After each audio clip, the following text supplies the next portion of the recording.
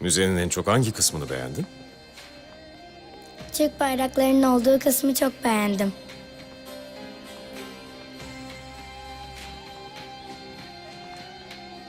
Osmanlı İmparatorluğu, Babür İmparatorluğu, Büyük Timur İmparatorluğu, Altınordu Devleti, Harzemşahlar, Büyük Selçuklu İmparatorluğu, Gazneliler. Aa baba bak Karahanlılar. Evet kızım. O da büyük bir Türk devletiydi.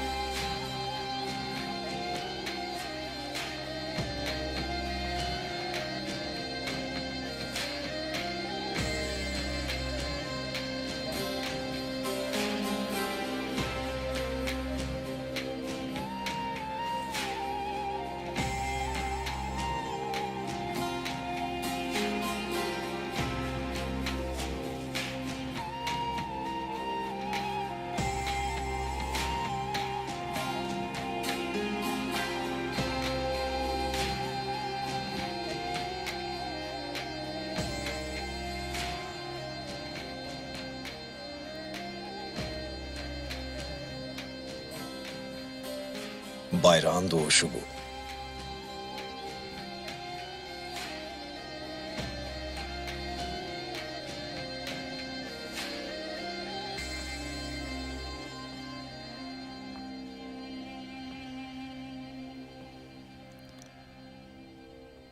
Halil?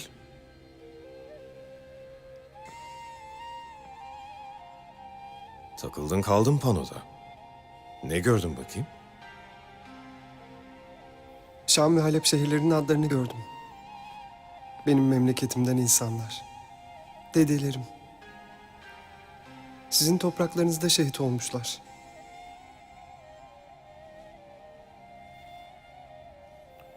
Muhammed Nuri Halep. Abdülkadir Şam.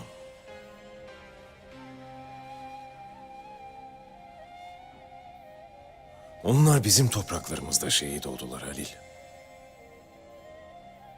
Çünkü biz geçmişte de beraberdik, şimdi de beraberiz.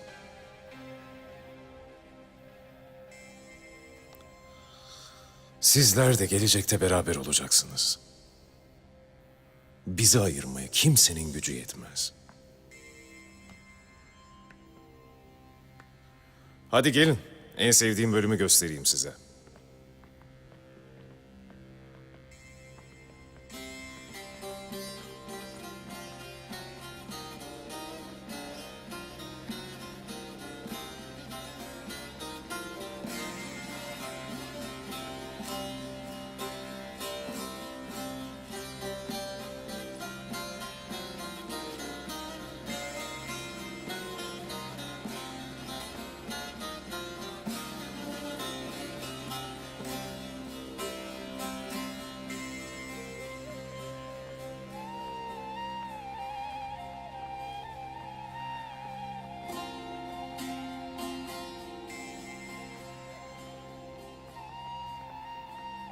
İşte burada.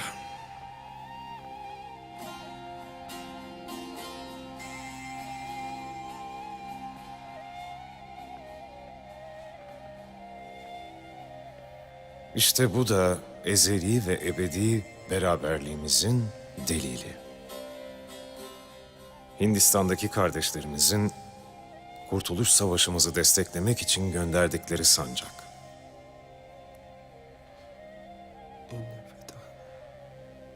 Baba bu benim yazdığım yazıdan bak. Evet kızım. Ne yazıyor? Fetih Suresinin ilk ayetleri. Hintliler Müslüman kardeşlerine kurtuluşu müjdeliyor. Bu ayetler yüzlerce yıldır kurtuluşu müjdeliyor Halil. Yeter ki biz ümidimizi kaybetmeyelim. Millet Meclisi neyi temsil eder Elif? Milletin ülkeye hakim olduğunu. Evet, Bugün bizim hakimiyetimizin 96. yıl dönümü. Kurtuluş mücadelemizin büyük önderi Gazi Mustafa Kemal bugünü çocuklara neden armağan etti? Çünkü gelecek sizlersiniz. Bu topraklar size emanet.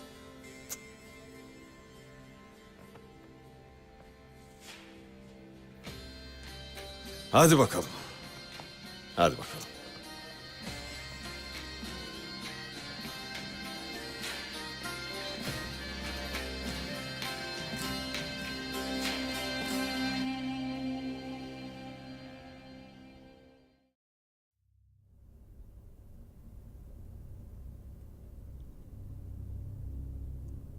İnna fetahna leke fethan mübina.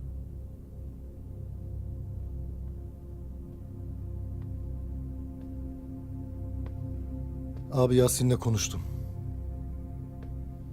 Halil'in bahsettiği köyde Siyah Sancak hiç operasyon yapmamış. Tamam Cahit.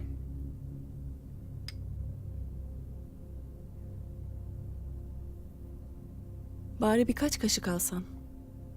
Vücut direncin artarsa psikolojin de düzelir. Düzelecek bir şey yok. Halil diye biri de olmayacaktı şimdi. Vücudumun parçalarını toplayıp birleştiriyor olacaklardı. Böyle konuşma.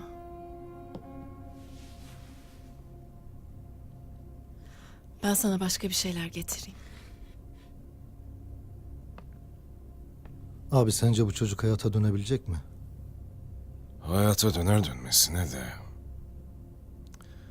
gerçekten yaşamaya başlar mı?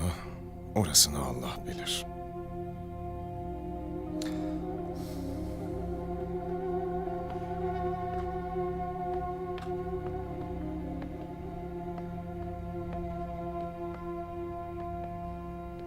Biraz konuşabilir miyiz Halil? Olur.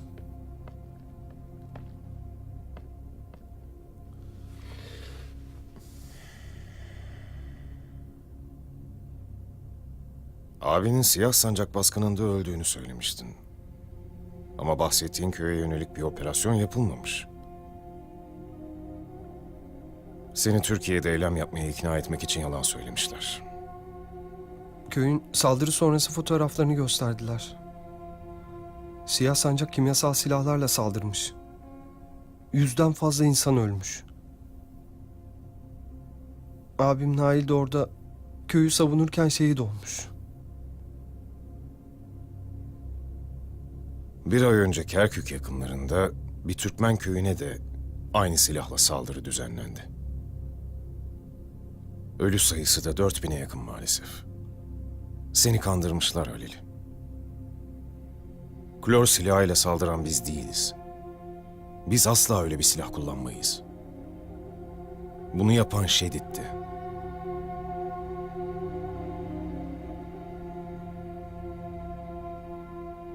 Şedid'in katliamlarında senin bir sorumluluğun yok. Bu talihsiz macera artık geride kaldı. Abim nerede peki? Aylardır ondan haber alamıyorum.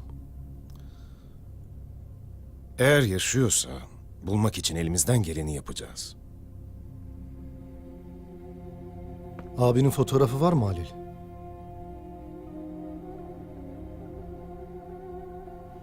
Tamam. Bir yolunu bulacağız. Şimdi sırayla gidelim. Bize kaldığın şu hücre evinden bahset.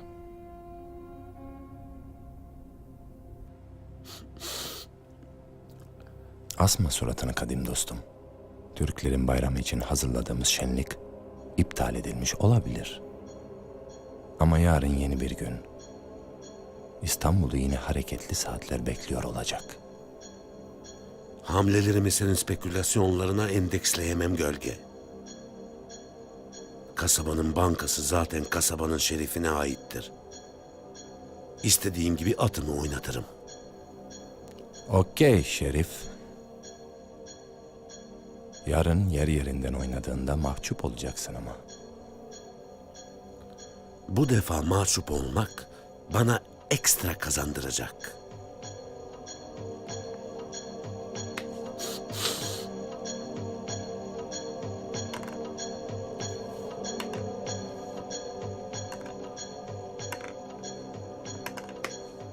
Örgütten tamamen vazgeçiyorsun. Örgüt benim hamlelerim için kullanışlı bir figür olmaktan çıktı Ariel. Türkler bu güzergahın kullanılmasına müsaade etmeyecekler. Yeni güzergahın işlerlik kazanması ekstra zor olacak. Ben o güzergahı öyle cazip bir hale getireceğim ki 21. yüzyılın İpek yolu olacak. Babil yolu.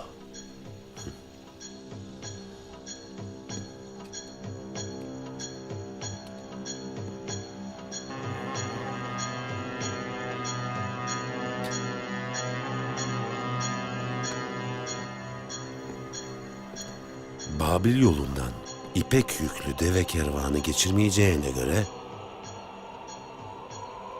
nakliye işine kafa yormalısın. Deniz filosuyla bir yere kadar gidebilirsin. Sonunda karaya çıkman gerekecek. Belki de hava yolunu tercih ederim kadim dostum. Aklını kaçırmış olmalısın. Hava yolunda kontroller çok sıkıdır. O zaman kimseye görünmeden hareket etmek lazım demek ki.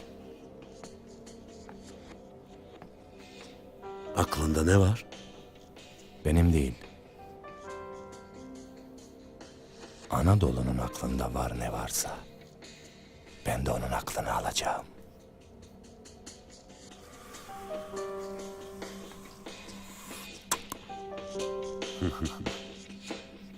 Kadim dostum Ariel. Acele et. Her an izimizi bulabilirler. İşim bitmek üzere.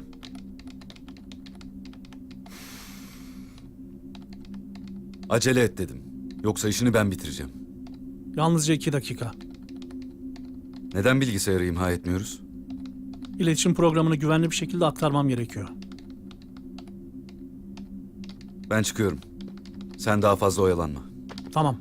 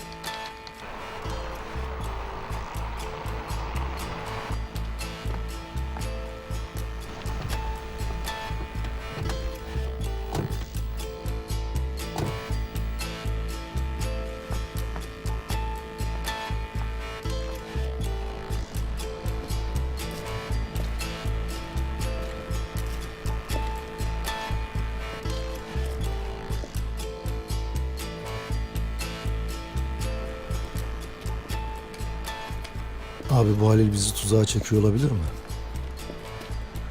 Olabilir. Her halükarda ona güvenip güvenemeyeceğimizi öğrenmiş olacağız.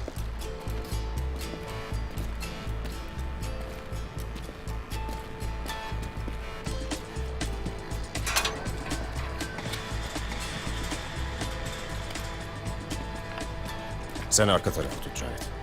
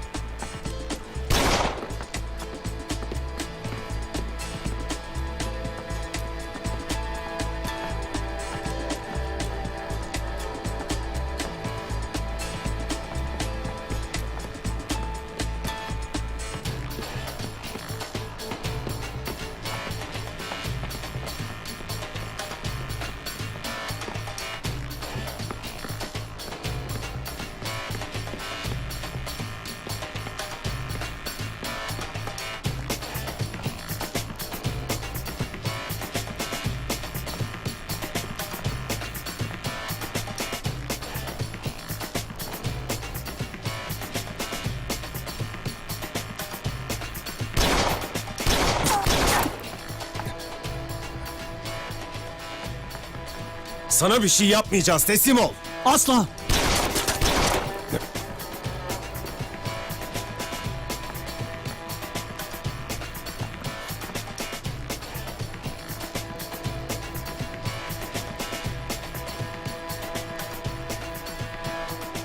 Dur. Dur, sakın atlama. Sana bir şey yapmayacağım. Bana yardım edersen kurtulursun.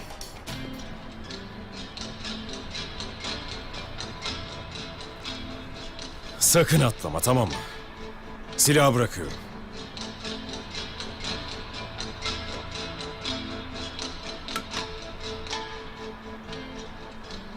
O da bırakıyor silahını. İn aşağı.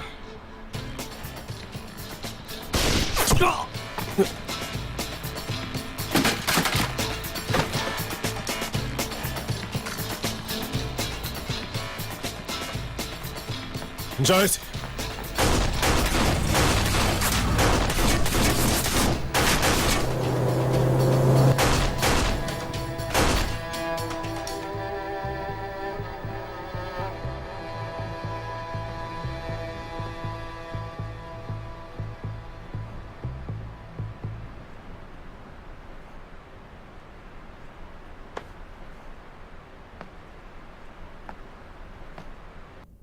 Yok daha neler. Sizden alt tarafı bir görünmezlik iksiri istiyorum Sayın Selçuklu. Bu kadar zor mu? Elbette zor. Ama imkansız değil. Bakın Anadolu Hanım, maalesef beni kandıramazsınız. Aylardır çalışmalarınızı takip ediyorum. Sizin ruhunuz bile duymadı ama ben ekibinizin laboratuvarını ziyaret ettim. Sana inanmıyorum. Ekibin ürettiği sihirli iksirden de örnek aldım. Elbette içindeki sırrı çözemedin. Çözemediler. Ama sizin yaşadığınızdan da bu şekilde haberdar oldum. Sizin imzanızı taşıyan çalışmalarınıza rastlamasaydım şu anda burada olmazdınız. Ben görünmezlik iksiri falan icat etmedim. Hadi ama Anadolu Hanım, ne kastettiğimi gayet iyi biliyorsunuz. Hava araçlarını görünmez yapan bir teknoloji üzerinde çalışma yaptığınızı biliyoruz Anadolu Hanım. Tamam, kabul ediyorum. Böyle bir çalışmam vardı. Ama henüz neticelenmedi ki. Elimizde laboratuvarınızdan alınma bir cihaz var. Üzerindeki boya sayesinde radarda tespit edilemiyor. Bu boyanın içeriğini istiyoruz sizden.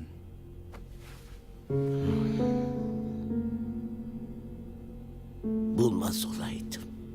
Lütfen böyle söylemeyin. Ben bilime ve bilim insanlarına saygılı bir iş... Biraz da Amerikan repliği duyarsam bayılacağım.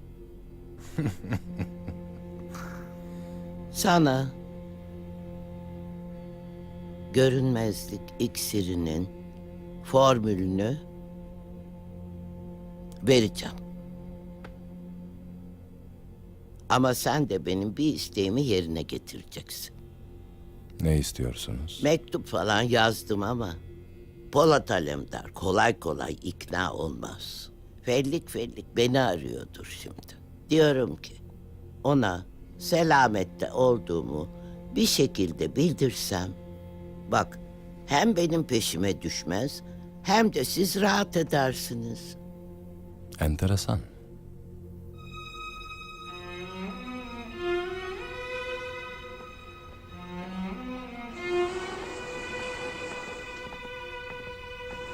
Anadolu Hanım'dan haber var mı Muhsin? Maalesef yok efendim.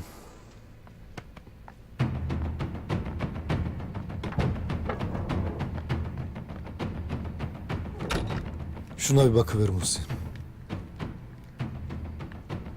Bundan bir şey çıkması çok zor. Sen yine de bir bak.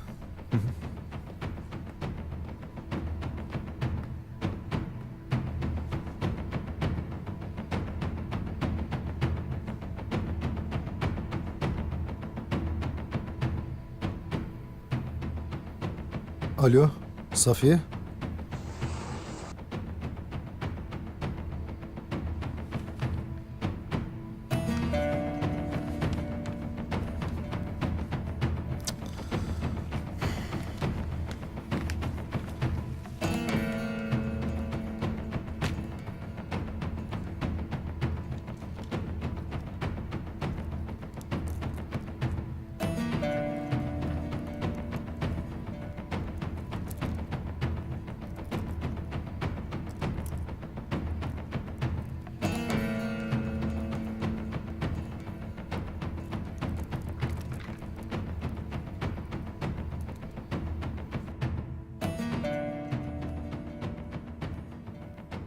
Yeni oyuncaklarıma kavuşmak için sabırsızlanıyorum Ariel.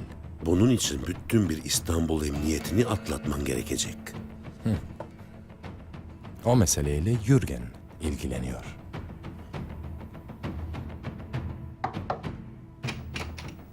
Hah, Jürgen.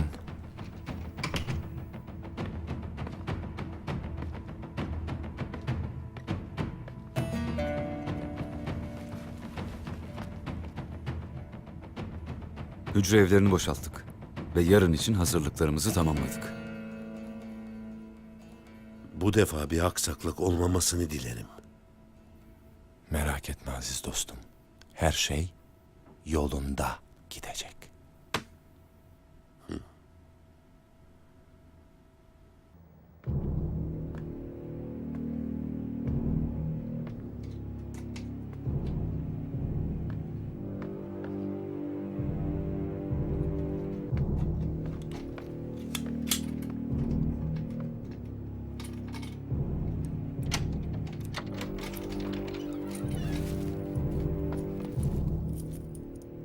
Burayı bizden başka bilen yok. İçin rahat olsun.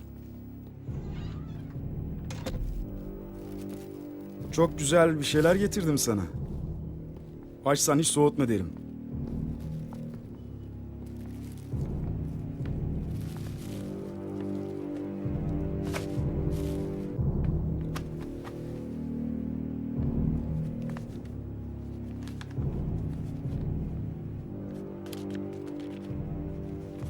Bu da senin.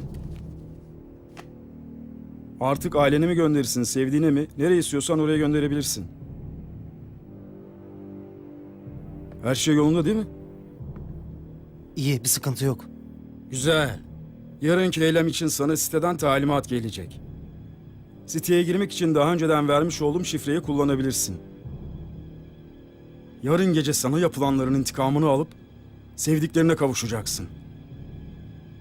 Cesaretin ve imanınla gerçekleştireceğim bu eylem şimdiden mübarek olsun kardeşim. Çıkmam gerekiyor. Benden bir isteğin var mı? Hakkını helal et. Helal olsun kardeşim. Sen de helal et.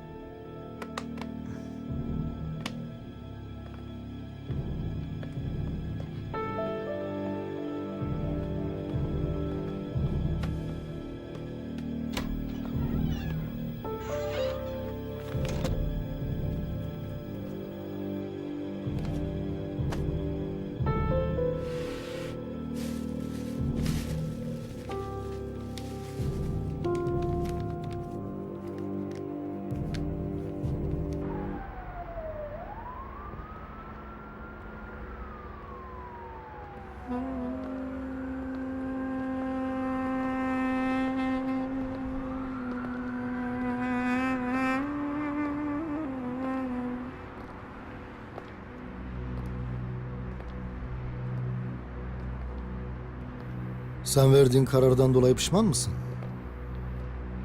Anlamadım Cahit. Benimle evleneceğin için biraz tedirgin olabileceğini anlayabiliyorum tabii. En nihayetinde kolay biri değilim. Cahit.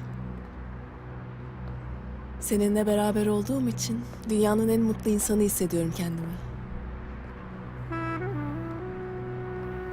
Hep böyle kal, olur mu?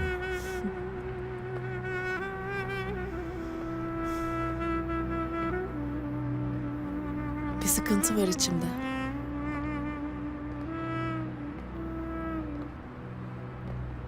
Ben Halil'e ne kadar üzüldüğünü biliyorum.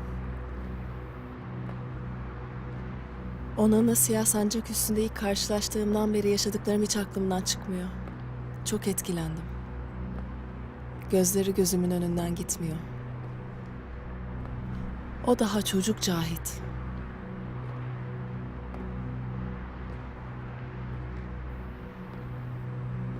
Karşısına senin gibi iyi yürekli biri çıktığı için çok şanslı. Eğer sen onun yüreğine umut serpmiş olmasaydın, abi onu vazgeçiremeyebilirdi. Peki sence her şeyden tamamen vazgeçti mi? Bilemeyiz. Çok zor şeyler yaşadı. Onunla biraz daha zaman geçirmek gerekir. Ben yarın biraz daha konuşurum. İstersen ben de uğrarım. Hem seni de görmüş olurum. Olur. Ama gerek yok. Benim yarın vakıfla ilgili başka işlerim de var. Sen hiç uğrama.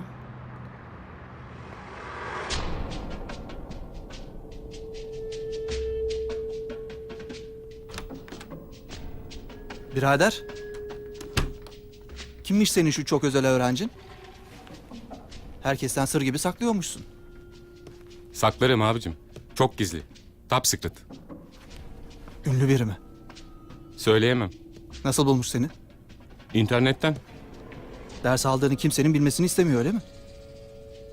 Aynen öyle abicim. Bunun için de sağlam para ödedi. Demek başına talih kuşu kondu da anlatmıyorsun. Şu dersler bir bitsin, asıl voleyi o zaman vuracağım. Fotoğraflarını koyacağım siteye. Kardeşim bir anda en popüler atış hocası olacak. Çok merak ettirdin şimdi. Kim abi bu? Tek tek saydırma bana. Hayatta aklına gelmez.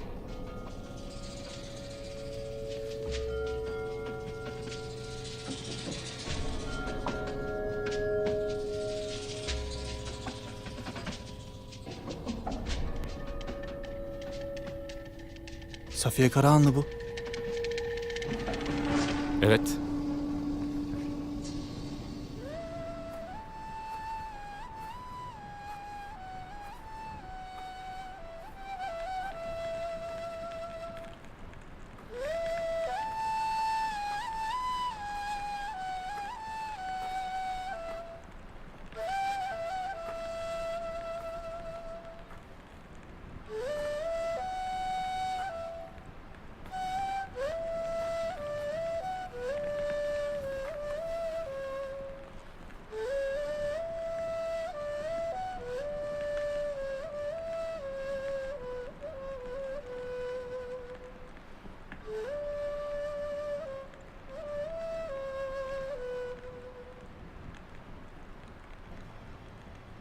Selamünaleyküm. Aleykümselam.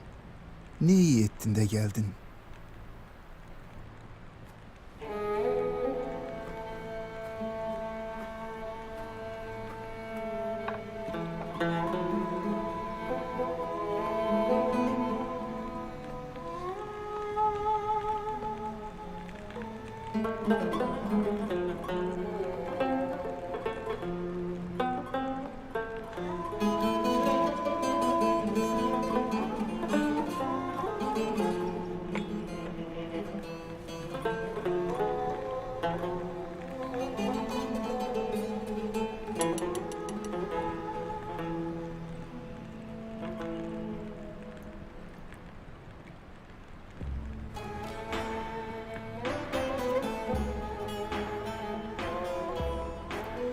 Ben şanslıyım. Sözünü duymak, kahveni içmek şansım var.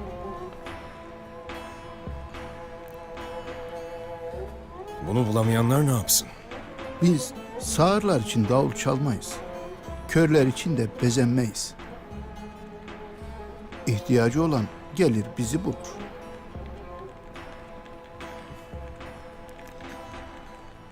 Ben yolunu bir şekilde öğrendim geldim. Bilmeyenler var. Yol bilmeyenlere benim sözümün faydası mı olur? Hiç gelmesin daha iyi. Yolunu kaybeden duysa senin sesini yola gelir. Onlara da kapını aç Murali Baba. Ben insan içine çıkmayalı çok oldu. Ne söylesem tesiri olmaz. Sen içinde bir cevher saklıyorsun. Ben gördüm, herkes de görsün isterim. Dışarıda kıyamet kopuyor. Herkesin gönülden gelen iki çift lafı duymaya ihtiyacı var. Nerede ne yapacağımı, ne anlatacağımı bilmem. Ben bugünün telaşında olan insanı anlamam. Onlar da beni anlamaz. Kim dinler benim eski laflarımı? Senin gönlün razı olursa ben sana Canlıların arasında böyle huzurlu, sakin bir yer bulurum. Yeter ki gençler sana gelip sözünü duyabilsin. Sen benim sözüme bu kadar kıymet veriyorsun. Ben de senin sözünü gönlümde tartacağım. Bana müsaade. Müsaade senin.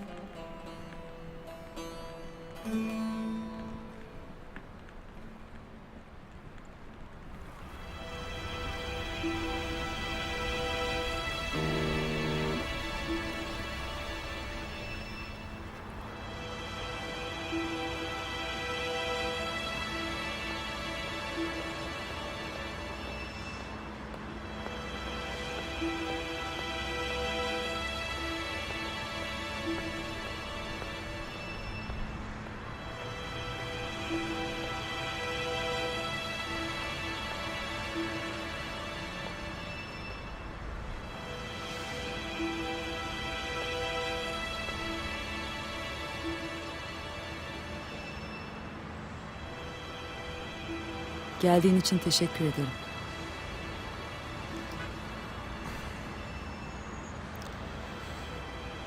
İyi misin? Bilmiyorum. Yusuf'u tek başıma nasıl idare edeceğimi bilmiyorum. O kendi yolunu çizmiş, başının çaresine bakar. Senin onu kendi başına bırakacağına hiç ihtimal vermemiştim. Benden uzaklaştı diye memnun olmuşsundur. Senin istediğin de bu değil miydi? Ben sadece onun güvende olmasını istiyorum. Eğer konuşmak istediğin şey buysa artık benim bunun için yapabileceğim bir şey kalmadı.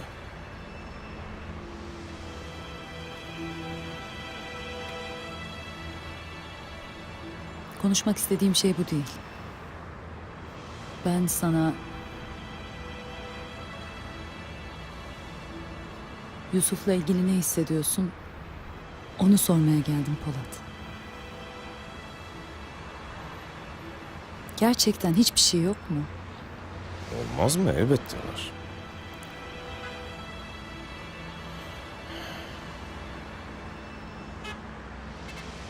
Yusuf Kuzuzade hakkında babasına ne hissettiysem, dedesine ne hissettiysem aynını hissediyorum.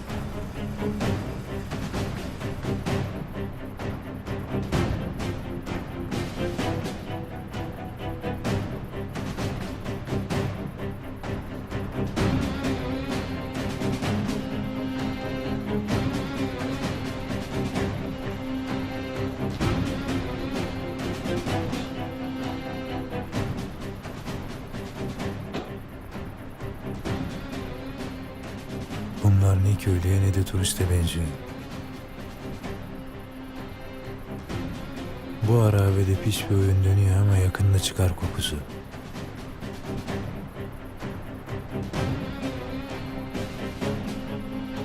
Dönüyoruz.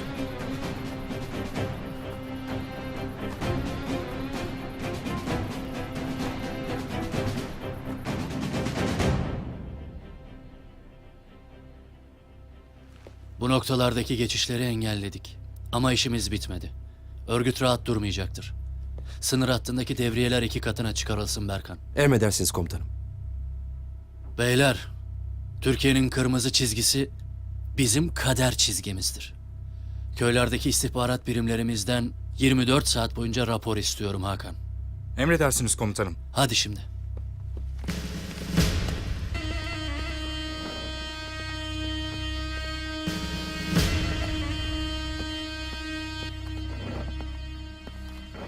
Beklediğimden geç döndünüz Pusat. Bir sorun mu çıktı? Sınır hattındaki güvenlik üst düzeyde Yasin komutanım. Fakat dönüş yolundaki harabelerde olağan dışı bir hareketliliğe rastladık. Ne tür bir hareketlilik? Köy çıkışındaki harabelere lüks araçlarla gelen gidenler var. Aralarında silahlı adam var mıydı? 6 silahlı nöbetçi tespit ettim. Gelen grubu koruyorlardı. Ben de durumu size bildirmeden operasyon yapmak istemedim Yasin komutanım. İsabetli davranmışsınız Pusat. Emir verin gidip basalım komutanım. İşin içeriğini öğrenmeden baskın yapamayız Pusat. Bu mesele bizi sandığımızdan daha derin yerlere götürebilir. Peki baskın yapmayacaksak niyetlerini nasıl anlayacağız? Benim silahtan daha etkili bir planım var Pusat.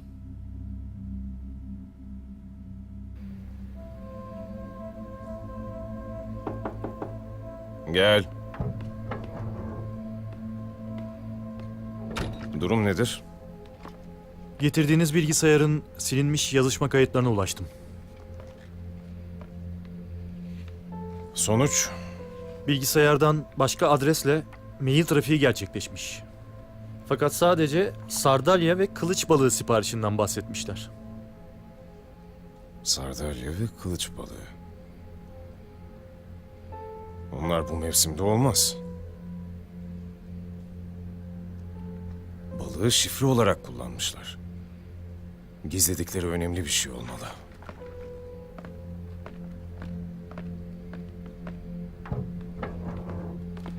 Cahit, baskın yaptığımız adamlar bilgisayardan bu adrese bağlantı kurmuş. Gidin bakın. Tamam abi. Kimi bulursanız alın gelin. Anladım abi. Bir dakika göstereyim. İşte şurada yazılı. Tamam.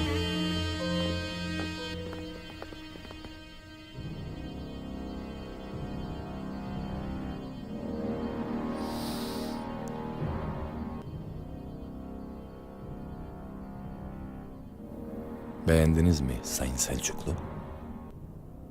O nasıl söz öyle? Bir de utanmadan bilimden anladığını söylüyorsun. İstediğiniz gibi olmuş mu diye sormak istedim. Kavul değil ki koklayasın. Karpuz değil ki yoklayasın. Böyle anlaşılır mı?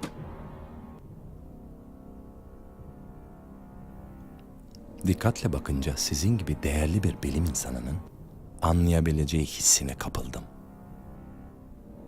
Bak hislerini bu işe karıştırma. Psikolojik olma. Bunu denemek lazım, denemek. Elbette. Sizin ikna olacağınız şekilde hemen gerekli testleri yaptırırız. Olmaz. Ben kendi işimin başında durmak isterim. Ben size anlatacağım. Siz test edip bana anlatacaksınız. Böyle kulaktan kulağa oyun oynuyor gibi. Böyle çalışma mı olur? Madem ki beni buraya kadar getirdiniz, ben ne dersem onu yapacaksınız. Anadolu Hanım'ı duydunuz. Evet, duyduk. Bu listedeki malzemelerin temin edilmesini istiyorum. Buyurun.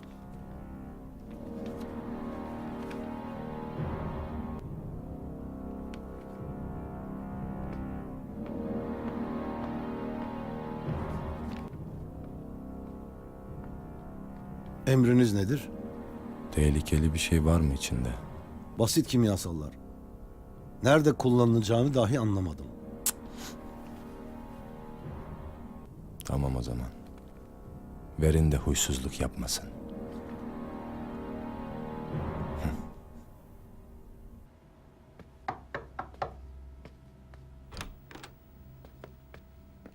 Efendim Mr. Thomas geldiler. Tamam, alın içeri.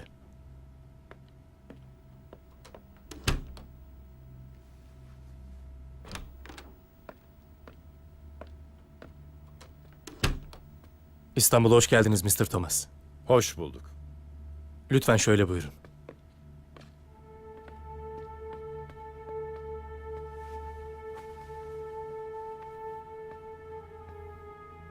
Öncelikle yeni görevinizden dolayı sizi tebrik ederim. Teşekkürler. İstanbul'da çok kalacak mısınız? Birkaç görüşme yapıp geri döneceğim. Hızlı ve gizli olsun istiyorum. Anlıyorum. Son ziyaretinizde yaşadığınız tatsız olayı duymuştum. Gizliliğimin sebebi yaşananlar değil. Biliyorsun bu sıralar İstanbul borsasına İngiltere'den yüksek miktarda para girişleri var. Şu günlerde İstanbul'da görünmem şüpheleri yanlış yerlere çekebilir. Anlıyorum. Ben de sizinle bu konuyu konuşmak istiyordum. Eminim bahsettiğiniz para trafiği hakkında detaylı bilgiye sahipsinizdir. İngiltere'den benim bilgimin dışında 1 pound bile dışarı çıkamaz.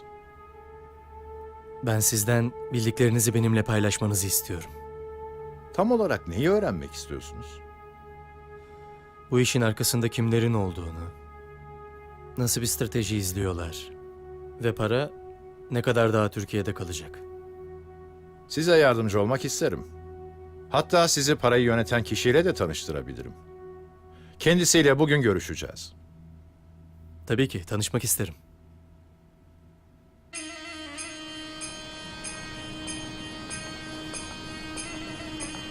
Normal bir yere benziyor Cahit. Muhsin yanlış adres vermiş olmasın? Kapıda biz buradayız mı yazacaktı Erhan? Adamlar dikkat çekmemeye çalışıyor. Abbas, biz içeri giriyoruz. Sen arkayı tut. Tuttum abi.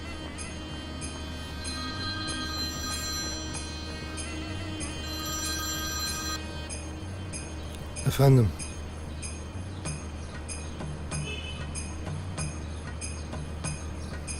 Emin misin? Tamam, sağ olasın. Ben hallederim o işi.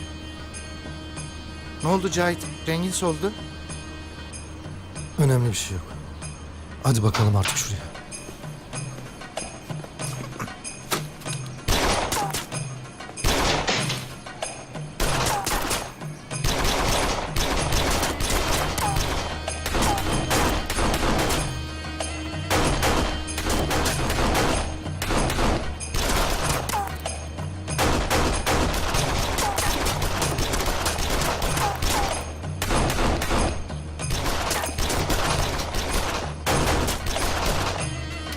Erhan, sen koru beni.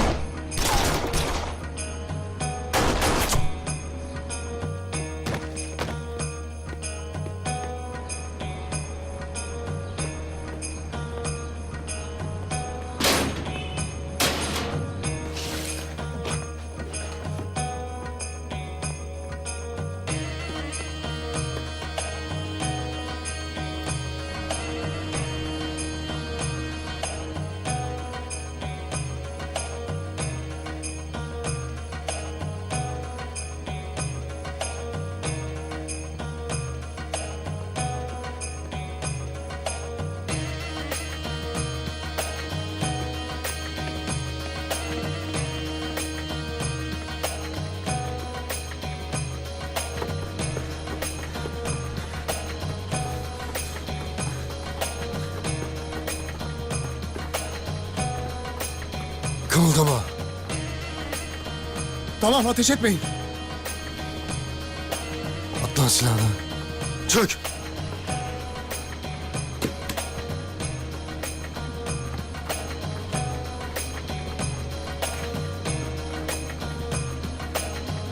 Kalk. Kalk.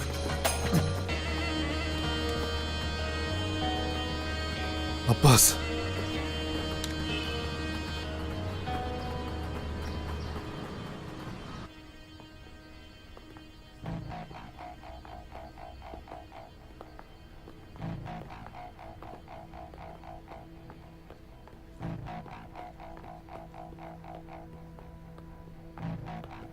Böyle köhne yerlerde mi çalışıyorsunuz siz? Burası bazı testler için kullanılıyor sadece.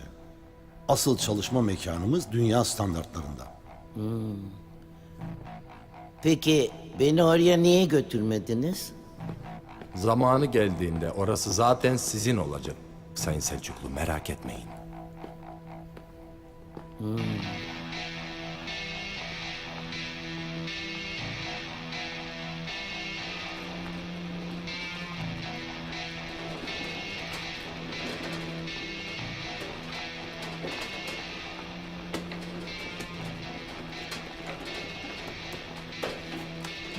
beklemez. Ama ben sizi çok bekledim Sayın Selçuklu. Yanlış yerde beklemişsiniz Ekselans. Olsun. Sonunda kavuştuk. Önemli olan da bu değil mi? Önemli olan insanlığa faydalı işler yapmaktır. Siz bana yardım edin. Ben sizin ve insanların hizmetinde olacağıma söz veriyorum. Hazırsanız başlayalım. O cisimleri birbirlerinden uzak noktalara yerleştirin.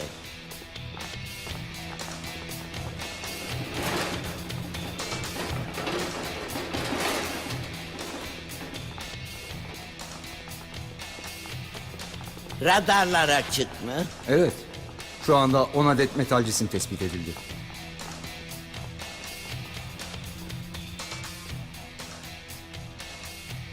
Tabancaları hazırlayın.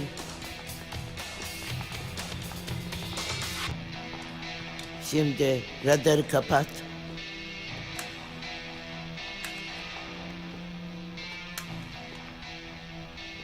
Şimdi şu 3 cisme uygulayın. Dikkat edin. Zerre kadar açık yer kalmasın.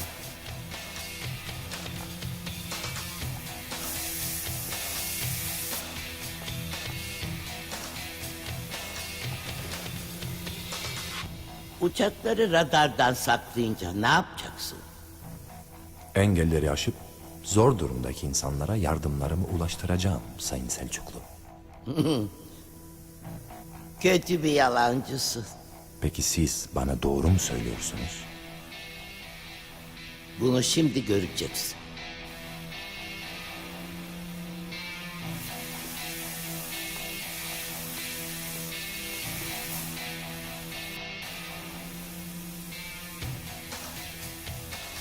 Bittiyse uzaklaşın oradan.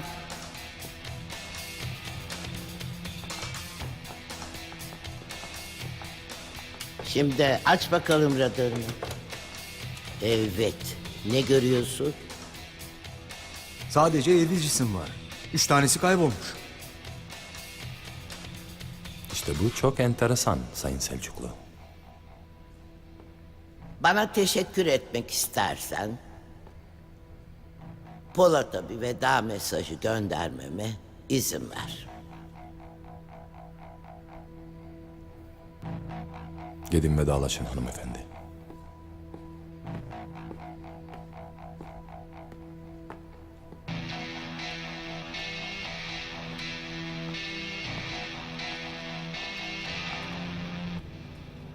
Okey Selçuklu.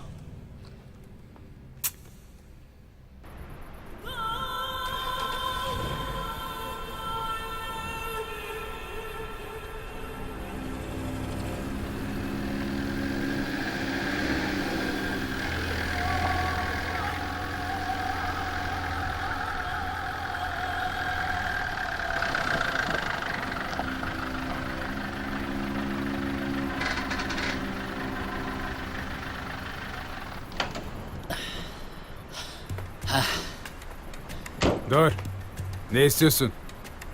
Selamun aleyküm. Meyve siparişlerinizi getirdim. Yanlış olmuş. Biz meyve sipariş etmedik. Dön geri. Bizde yanlış olmaz. Aha, adres burası. İçeridekiler söylemiştir belki. İçeridekiler şu an meşgul. Hadi sonra gel. Hadi. Bak bir dakika. Ben paramı almadan şuradan şuraya adımımı atmam. Al. Ben vereyim paranı. Yürü git hadi. Sok onu cebine. Şimdi ayıp ettin ha. Biz dilenciye benziyor muyuz ha? Biz kim sipariş verdiyse ondan istiyoruz paramızı. Çalışma şeklimiz bu yani. Çattık ha. Tamam. Yürü. Yürü git içeri. Sor. Kimler meyve istemiş? Tamam. Böyle de. Şuna göz kulak ol.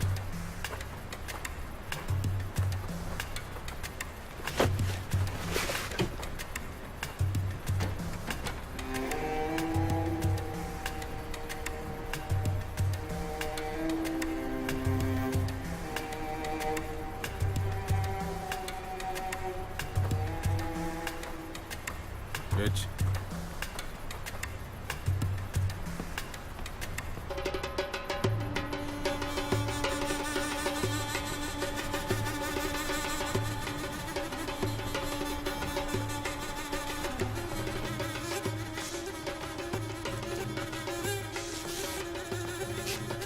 Selamun aleyküm. Sen de nereden çıktın? Arkadaş ben patrona meyve getirdim. Kapıdaki arkadaş içeri yolladı. Tamam, burada bekle. Gezme ortalıkta. Tamam.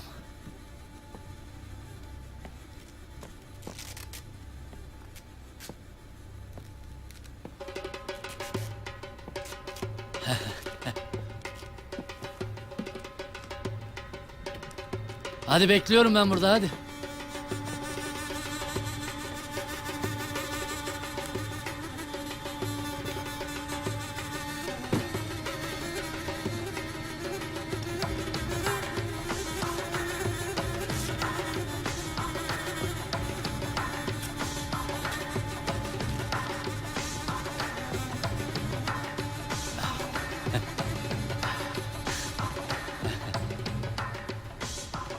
Portakal vereyim mi?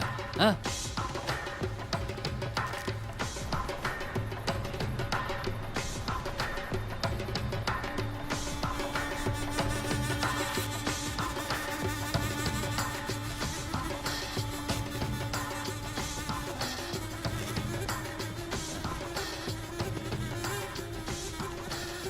Hadi kardeş hayırlı işler görüşürüz.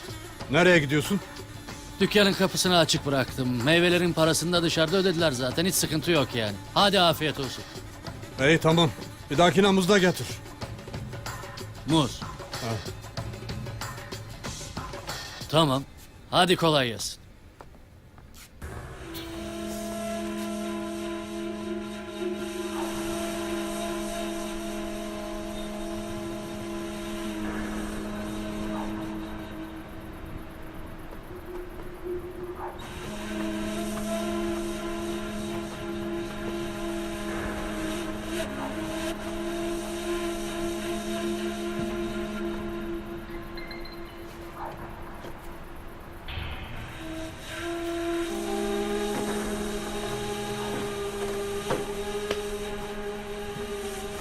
Hadi hayırlı işler.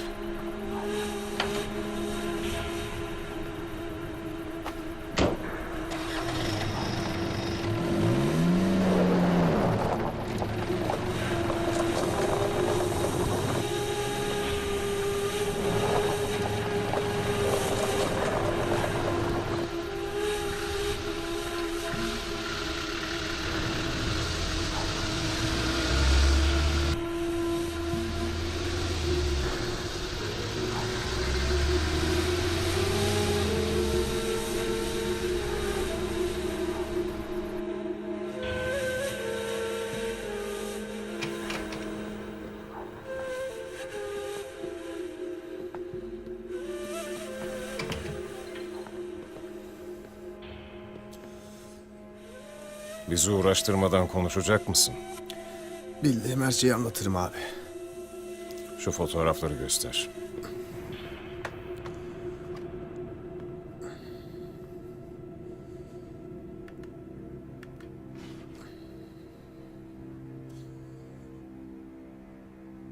Bunu tanıyor musun? Görmüyorum abi. Al bunu, yüzünü gözünü sil de adam gibi bak şuna.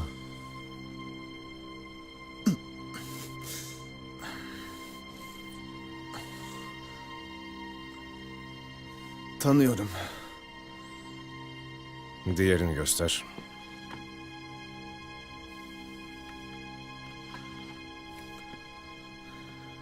Onu da tanıyorum. Sen mi görev verdin bunlara? Hayır ben o adamlardan değilim abi. Nereden tanıyorsun o zaman? Ben sadece para için aracılık yaptım. Balık siparişi diye bahsettikleriniz bunlar mı? Evet, İstanbul'a gelen adamları onların istedikleri eve gönderdim. Başka bir şey bilmiyorum. Bu ikisinden başka bir canlı bomba daha var mı? Var. Hemen kim olduğunu, nerede olduğunu söyleyeceksin. Bilmiyorum. Sadece bende bir fotoğrafı var. Göster. Mailimde.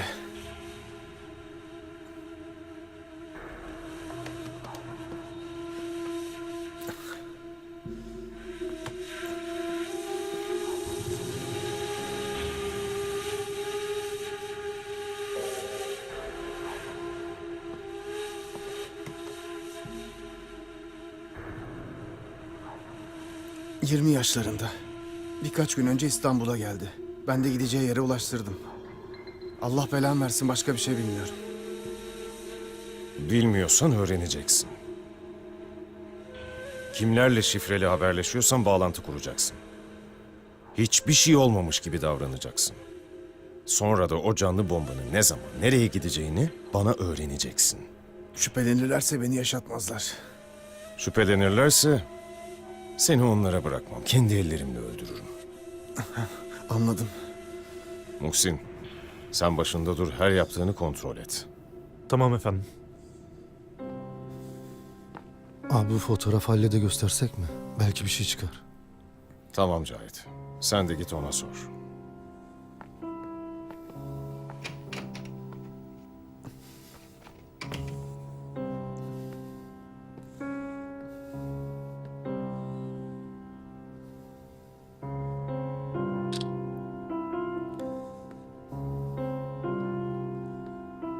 Ben geri gelene kadar bu iş bitmezse sen bittin.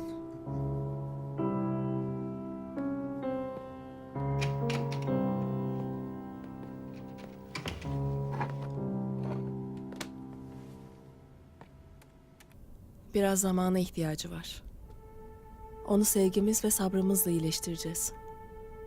Bu kadar kısa sürede o kadar insanın hayrına vesile oldunuz ki. Halil'in de iyi olacağına hiç şüphem yok.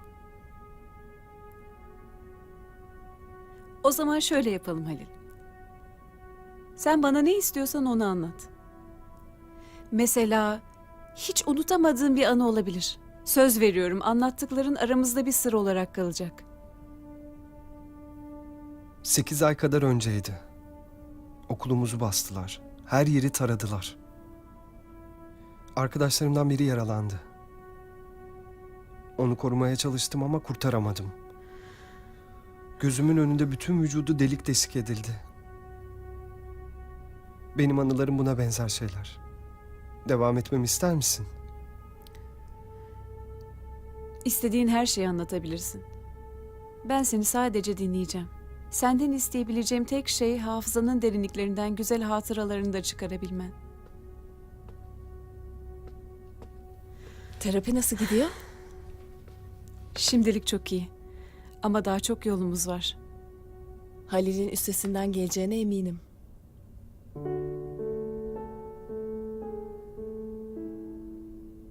Kusura bakmayın, ben sizi böldüm.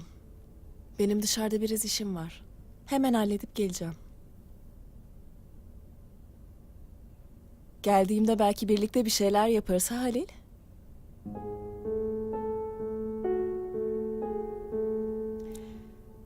Görüşürüz. Görüşürüz.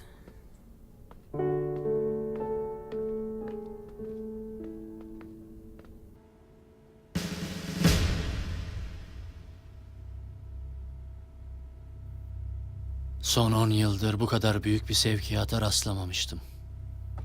Bu iş örgütün işi değil. Bunların arkasında büyük bir güç olmalı. Arkalarındaki gücü bilmem ama karşılarında biz olacağız Pusat.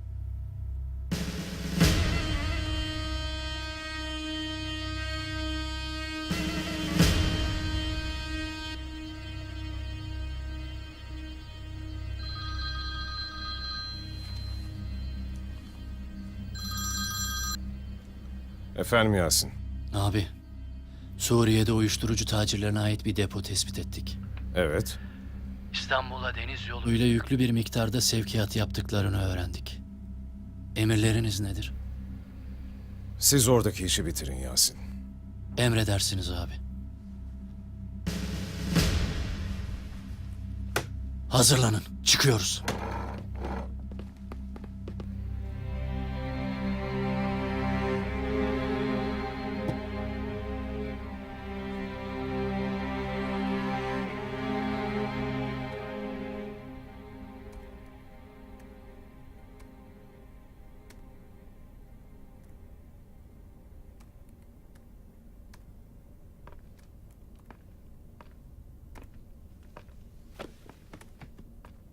Hoş geldin Cahit abi. Hoş bulduk Hüdayi.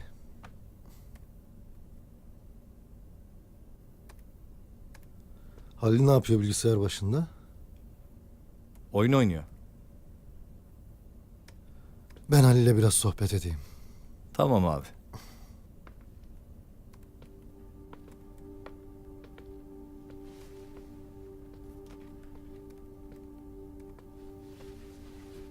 Nasılsın delikanlı?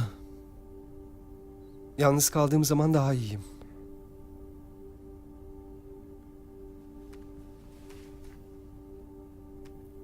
Şu oyuna biraz ara verelim de iki kelam edelim. Yardımına ihtiyacım var Halil. Şu hücre evinde bulduğumuz adam konuştu. Nerede patlayacağını bilmediğimiz bir canlı bombadan bahsediyor. Kimsenin canı yanmadan canlı bombayı bulmamız gerekiyor. Benden ne istiyorsun? Gizli bir haberleşme yöntemleri varmış. Senin bir bilgin var mı? Evet. Kendi şifrelerimizle girdiğimiz bir site vardı. Oradan haber alıyorduk. Ama hala aktif mi bilmiyorum. Hemen deneyelim.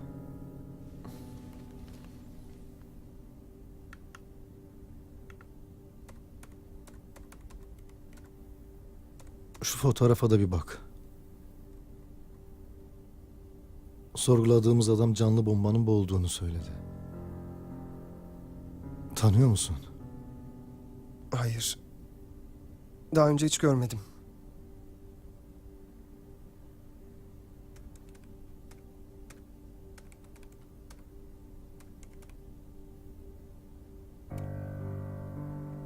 Ne oldu? Hata veriyor. Bir daha dene.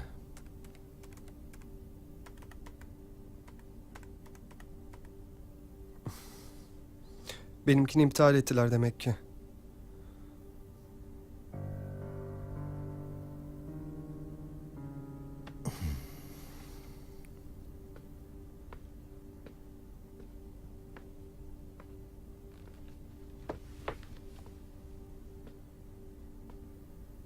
Safiye nerede?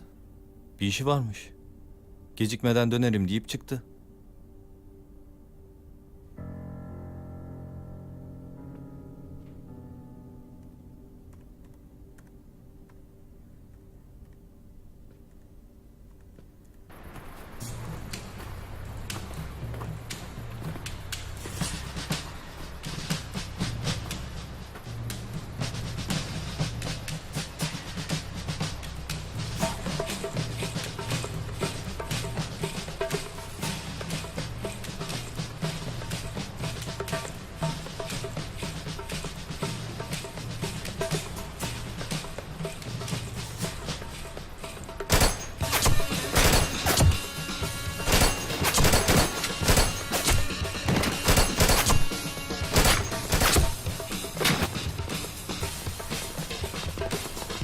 Hadi çıkıyoruz.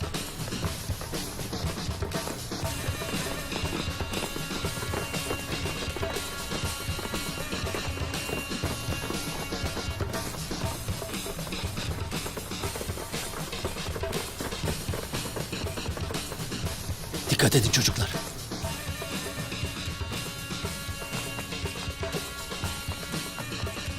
Teslim olun!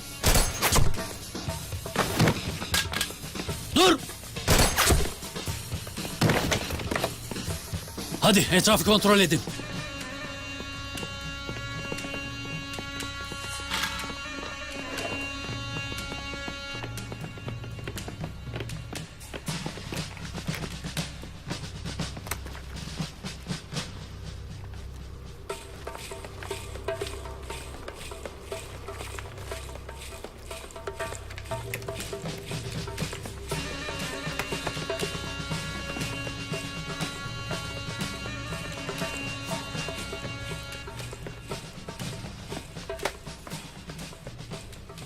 Büyük vurgun yediler.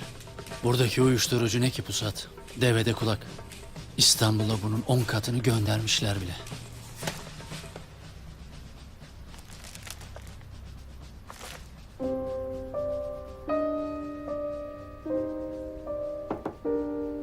Gel.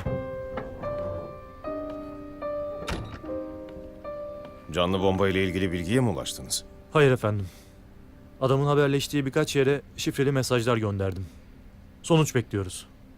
Ama başka bir yerden size mesaj geldi. Ne mesajı? Anadolu Hanım haber göndermiş.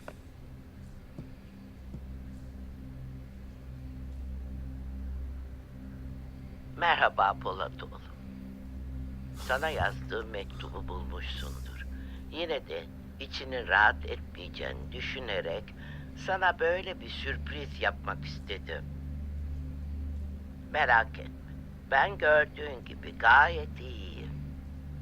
Sağlığım da, keyfim de yerinde. Daha fazla sinir harbini bünyem kaldırmayacaktı. Ben de hepten emekliliği seçtim. Anlayacağını biliyorum. Beni arama, sorma. Kendini de, beni de, çocukları da tehlikeye atma.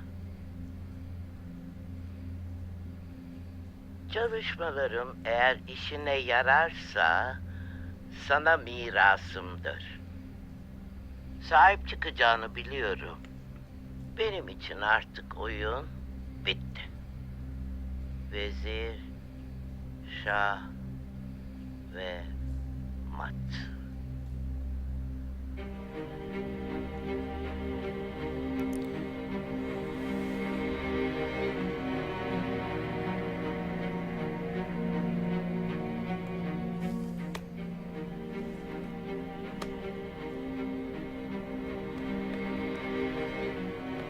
Sağ ol.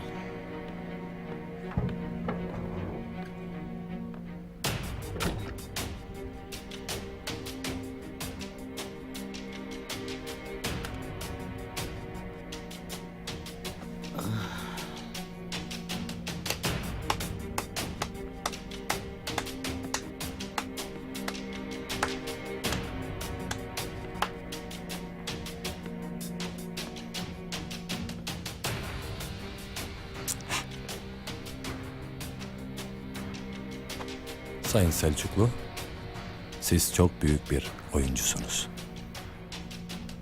Öyleyimdir.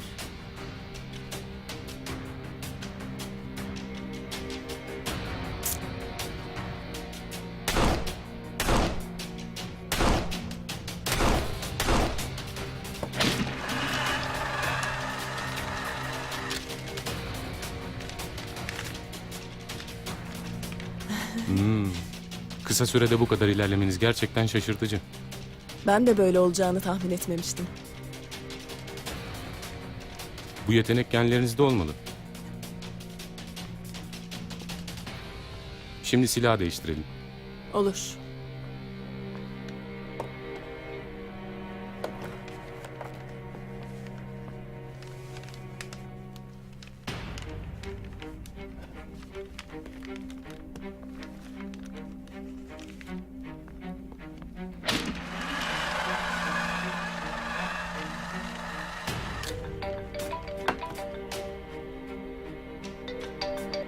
Efendim?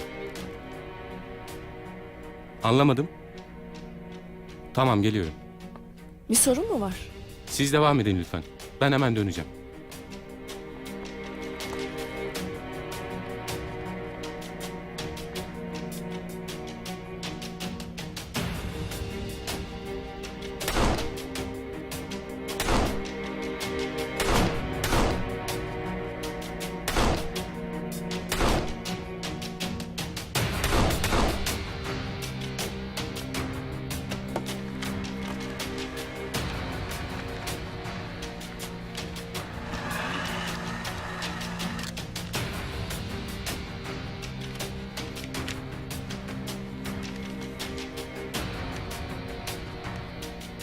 Fena ıskaladım. Sorun sende değil. Öbür yeteneksizdi. Cahit? Adam silah tutmayı öğretmeden ateş edebilmeyi gösteriyor sana. Cahit sen nereden öğrendin? O kadar zaman geçti ki silah kullanmayı nasıl öğrendiğimi hatırlamıyorum Safiye. Onu sormuyorum Cahit. Buraya geldiğimi nasıl öğrendin? Kuşlar söyledi. Yani tabii senden habersiz bir şey yapamayacağımı biliyordum. Cahit ama bana başka yol bırakmadın. Sen kabul etmeyince ben de şansımı denemek istedim. Doğru Safiye. Hata bende. Ben senin bu kadar istekli olduğunu fark etmedim. Kızma bana. Ama sen kabul etsen de etmesen de ben bunu öğrenmek istiyorum Cahit. Tamam o zaman. Öğretelim.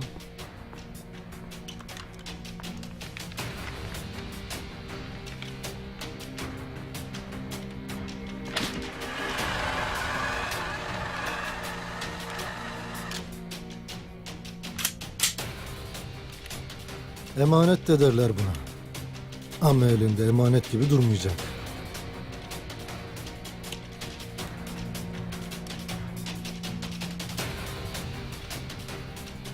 Ne seni bırakıp gitmesine izin verecek kadar gevşek tutacaksın, ne de zorla tutuyormuş gibi sıkacaksın.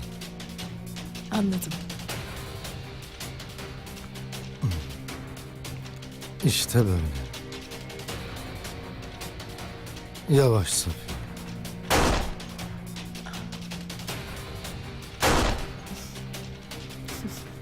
Daha yavaş. Eze eze tetik düşür. Sakin Safiye.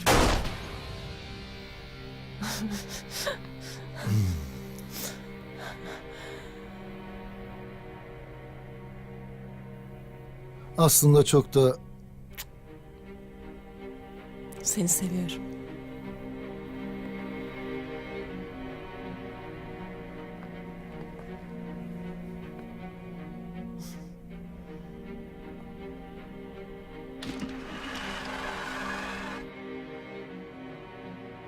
Sen şimdi olay tam olarak nasıl gelişti? Bir de anlat bakalım atış eğitmeni kardeşim. Anlattım işte. Safiye Hanım internetten bana ulaştı. Bak hala Safiye Hanım diyorsun. Anlat dediğiniz anlatıyorum. Bir de anlat. Bana internetten ulaştı. Kim? Bir müşterim. Çok gizli. Önemli bir müşterim.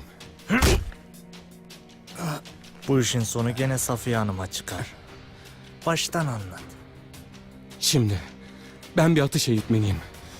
Tamam, güzel. Listelerde kayıtlı normal öğrencilerim var. Aferin. Ders saatlerim de belli. O saatlerde gelip burada ders veririm. Başka da bir şey bilmiyorum. İşte budur, güzel kardeşim.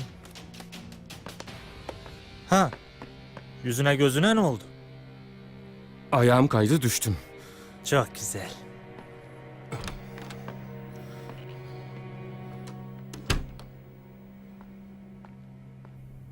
İtiraf etmeliyim ki bu talebiniz beni şaşırttı Yusuf Bey. Babanız bizden bu tür isteklerde hiç bulunmazdı.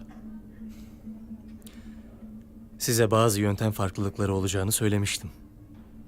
Bu yatırımlarla neden bu kadar ilgilendiğinizi öğrenebilir miyim? Bana haberiniz olmadan 1 pound'un bile İngiltere'den çıkamayacağını söylemiştiniz. Ben de Türkiye'nin en güçlü sermayesini yöneten kişi olarak ülkeme giren çıkan parayı elbet kontrol etmek isterim.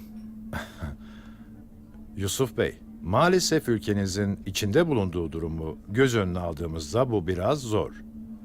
Size tavsiyem kontrol etmek yerine güçlü ortaklarınızla uzlaşmaya çalışmanız. Böylece herkes kaybederken siz kazanabilirsiniz. Dostumuz da geldi.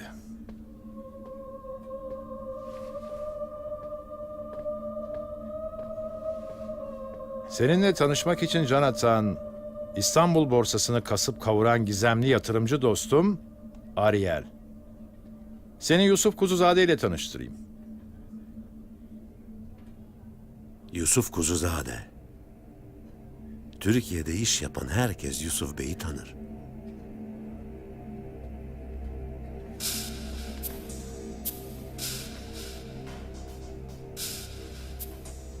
Yusuf Bey, İstanbul'daki gizemli yatırımlar hakkında bilgi almak istiyor.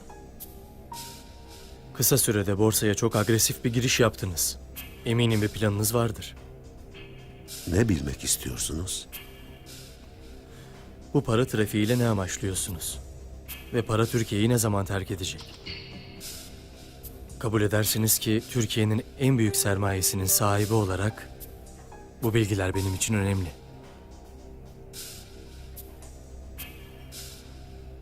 Yusuf Bey, amacınızı çok iyi anlıyorum. Ancak bana zor sorular soruyorsunuz. Bunlar ekstra gizli bilgiler. Sizinle ne kadarını paylaşabilirim bilmiyorum. Oysa ki ben ortak çalışabileceğimizi düşünüyordum. Ariel, eminim ki Yusuf Kuzuzade ile bazı önemli bilgileri paylaşabilirsin.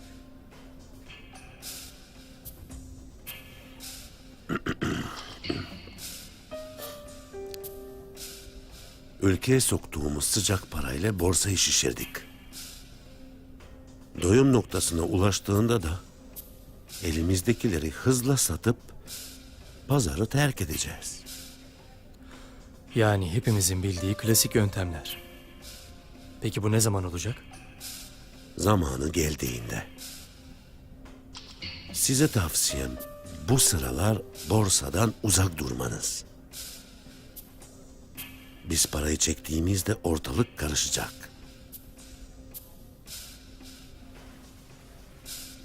Eğer talebiniz olursa eminim Ariel, şirketlerinizin hisselerinden uzak duracaktır.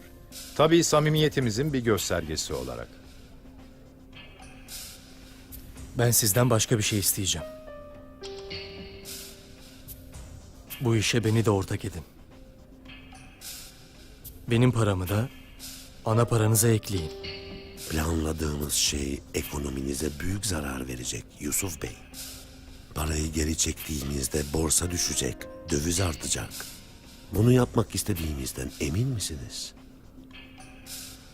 Eğer ortada bir kazanç varsa buna ben de ortak olmak isterim. Siz de bana bu yönde tavsiye vermemiş miydiniz Mr. Thomas? Evet ama peki ya bu duyulursa? Duyulmayacağından emin olabilirsiniz. Maalesef istediğinizi reddetmek durumundayım. Bu dışarıya kapalı bir operasyon. Dilerseniz başka bir zaman farklı bir ülkedeki operasyonumuza sizi dahil edebiliriz.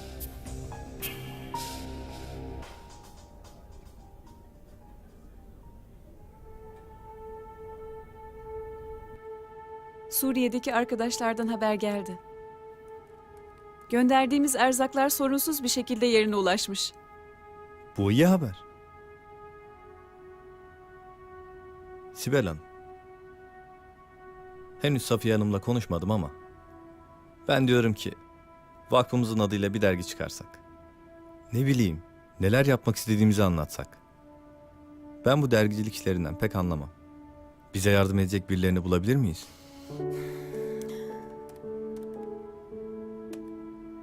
Aslında çok güzel bir fikir. Safiye Hanım gelince danışalım mı? Biri geliyor aklıma bize yardımcı olabilecek. Belki bizim dernekteki çocuklar bir şeyler yapabilir. Ne dersiniz? Sibel Hanım ne güzel düşündünüz. Belki yaşadıklarını anlatırlar. Bu onlara da iyi Evet. gelir. Çocukları motive etmek için de çok güzel olur. Çocuklar olsun, evet. Bu fikri bir an önce hayata geçirelim. Tek başına kaldığında en sevdiği şey kendi kendine satranç oynamaktır. Sizin endişelerinizi gidermek için bunu da kaydedip size göndermiş.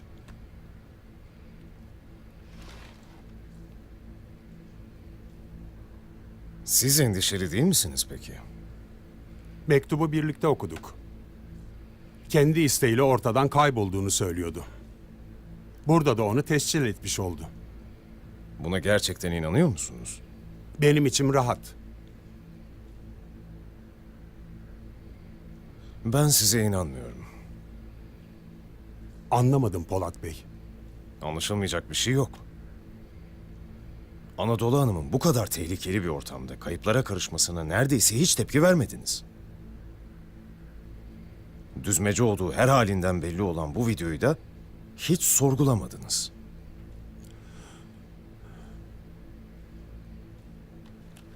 Anadolu Hoca'nın birinin yardımı olmadan buradan çıkması çok zor. Ona siz mi yardım ettiniz? Karşınızdaki insanların neler yapabileceğini biliyorsunuz. Benden bir şey saklamayın. Ona söz vermiştim.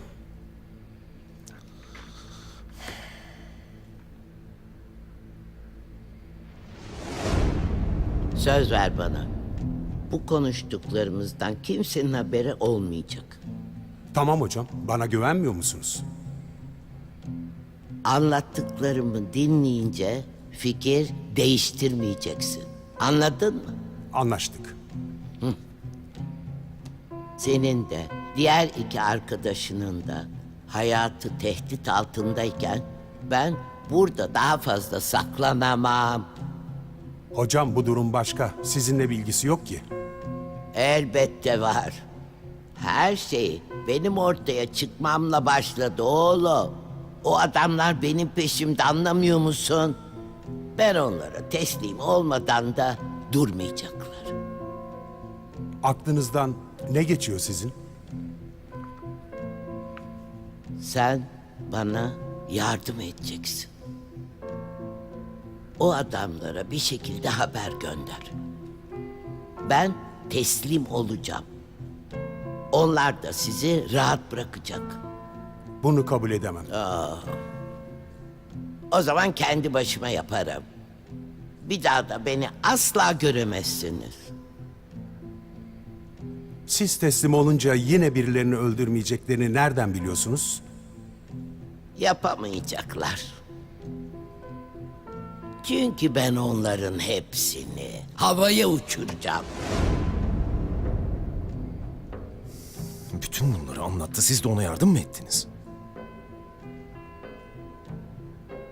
Başka çarem yoktu. O aklına koyduğunu mutlaka yapar. Başını çok büyük bir belaya soktu. Bence onların başı belada. Anadolu Hoca orada asla rahat durmayacaktır. Mutlaka onlara zarar vermenin ve bize yardım etmenin bir yolunu bulur.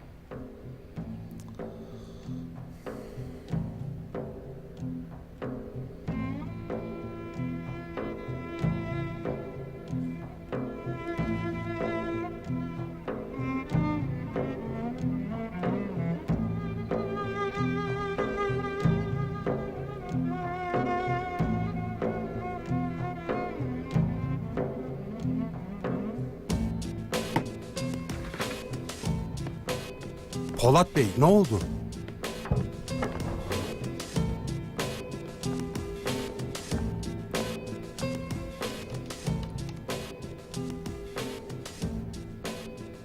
Vezir, Şah ve Mat.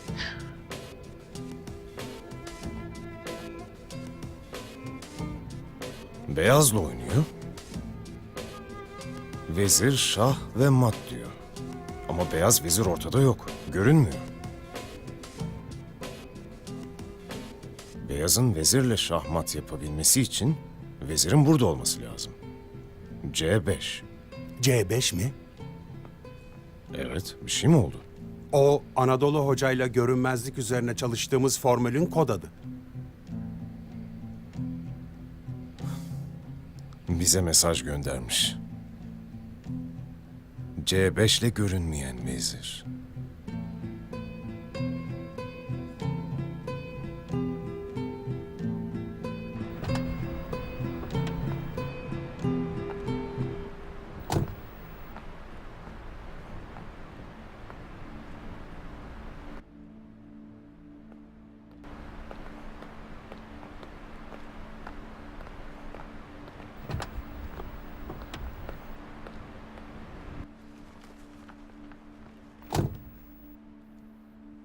Bu şekilde çağırdığınıza göre bana ilk haberimi vereceksiniz.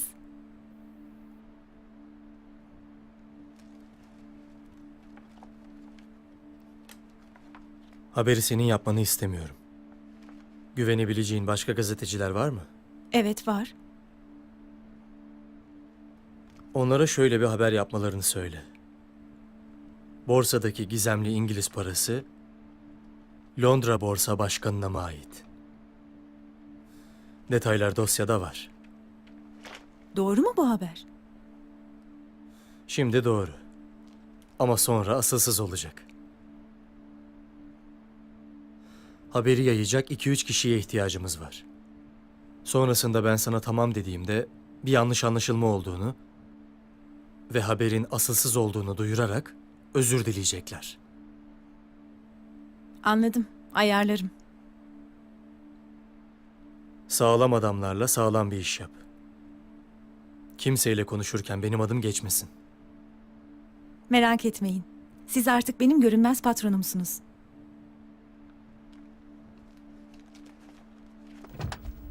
Ha.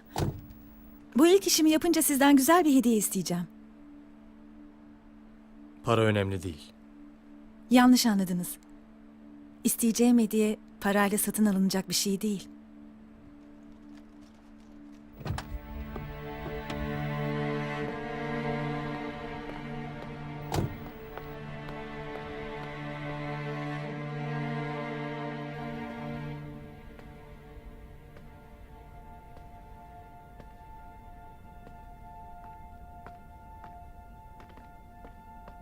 Heh.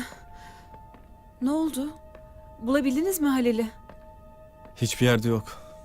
Bizim çocuklara söyledim. Etrafı aramaya devam ediyorlar.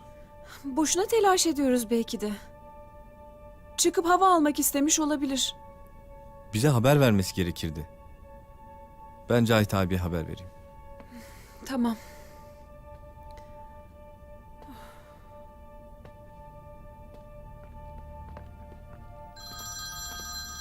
Hüdayi arıyor.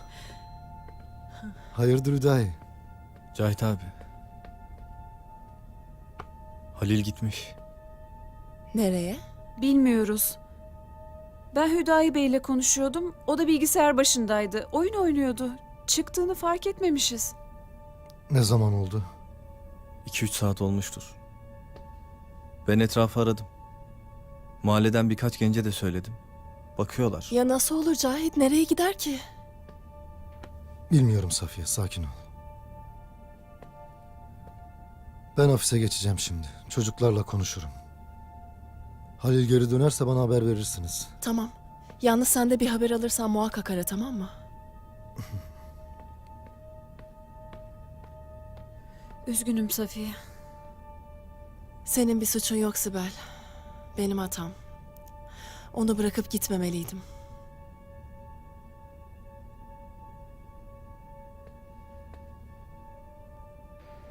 Görünmezlik üstüne yaptığınız çalışmanın içeriği tam olarak nedir? Görünmezlik aslında lafın gelişi kullandığımız bir tanımlama. İşin aslı hareketli ya da sabit herhangi bir cismin radarda görünmesini engelleyecek bir koruma kalkanı geliştirmekti. O maddeyle kaplanan uçak radarda tespit edilemeyecek ve dolayısıyla görünmez olacak. Tam olarak öyle. Peki bu çalışmanız sonuçlanmış mıydı? Ben son halini bilmiyorum. Eğer kesin bir netice almış olsaydı size de mutlaka bahsederdi. Bu bilgileri kendimden başka kimseye güvenip emanet edemedim oğlum. Ama artık sırası geldi. Ne yapacaksınız? Hepsini sana emanet edeceğim.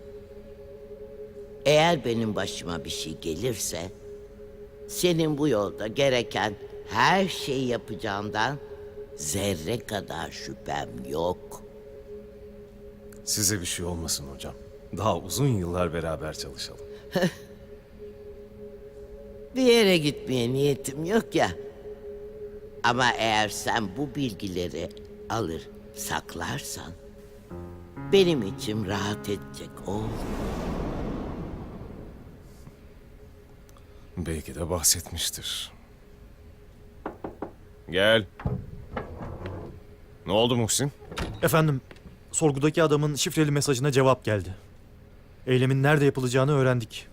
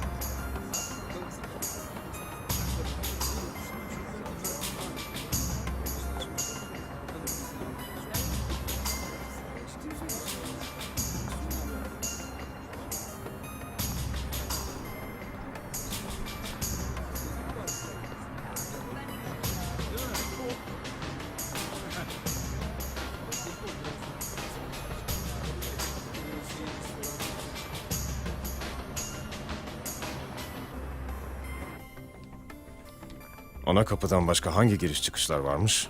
Bir acil çıkışı var, bir de arka taraftan garaj girişi var abi. İkisine de resmi kıyafetli güvenlik yerleştirin Erhan. Tamam abi. Çevre yolu üzerindeki güvenlik önlemleri alındı Polat Bey.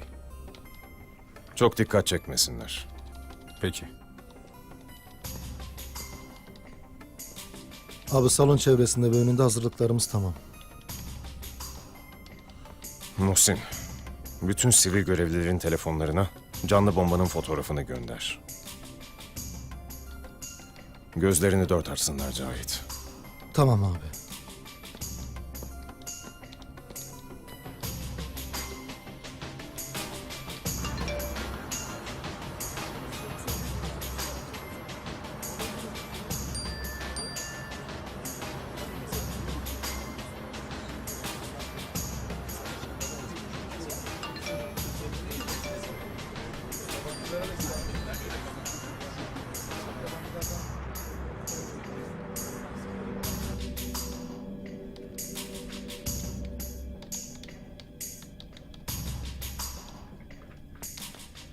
Dışarıda kalabalık artmaya başladı. Risk almadan maçın iptal edilmesi için haber vermeliyiz. Maç iptal edildi bile. Ama bunu iki tarafın yöneticileri ve bizden başka kimse bilmiyor. Eğer duyulursa canlı bomba buradan başka bir yere yönelebilir. Onu bir daha yakalama şansımız kalmaz. Son ana kadar gelmesini bekleyeceğiz.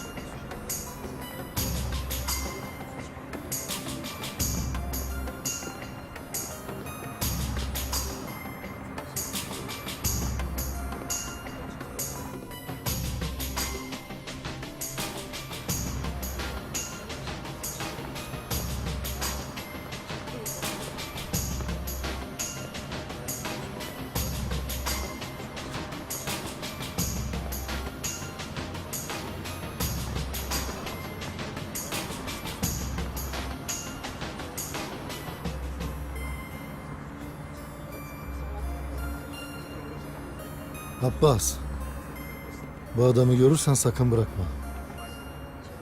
Bırakmam abi.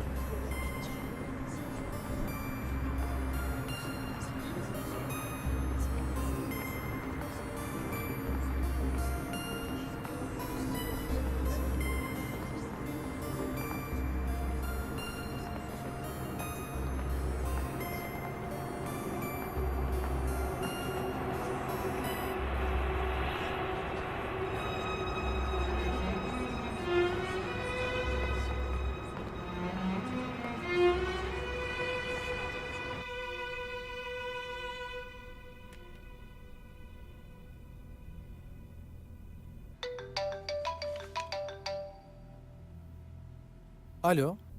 Merhaba. Mert Erkul'la mı görüşüyorum? Evet, siz kimsiniz? Ben Yusuf Kuzuzade. Bildiğimiz Yusuf Kuzuzade mi?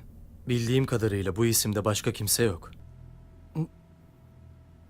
Yani şaşkınlığımı bağışlayın ama beni neden aradınız? Sizinle görüşmek istiyorum. Olur tabii. Ne görüşecektiniz benimle? Babanız Refik Erkul çocukluğumda benim doktorumdu.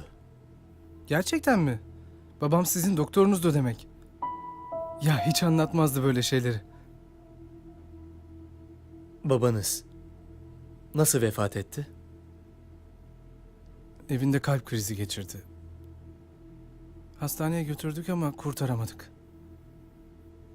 Mekanı cennet olsun. Amin, sağ olun. Siz babamla ilgili ne öğrenmek istediniz? Aslında ben başka birini arıyorum. Yani babanızın eski bir arkadaşını. Belki siz yardımcı olabilirsiniz diye düşündüm. Kimi arıyorsunuz? Öktem Ertürk'ü arıyorum. Öktem amcayı mı? Siz de tanıyorsunuz demek. Tanırdım tabii. Ama o kadar uzun zaman oldu ki görmeyeli. Hiç bilmiyorum nerede olduğunu. Ama en son galiba Londra'daydı. Öyle mi? Evet. Babamla en son bir haberleştiklerini hatırlıyorum. Birkaç yıl içinde İstanbul'a döneceğini söylemişti. Dönüp dönmediğini bilmiyorsunuz yani. Hayır. Peki babanızla Öktem Ertürk'ün ortak arkadaşları var mıydı? Belki onların arasında birinin haberi olabilir. Tabii Haluk amca var.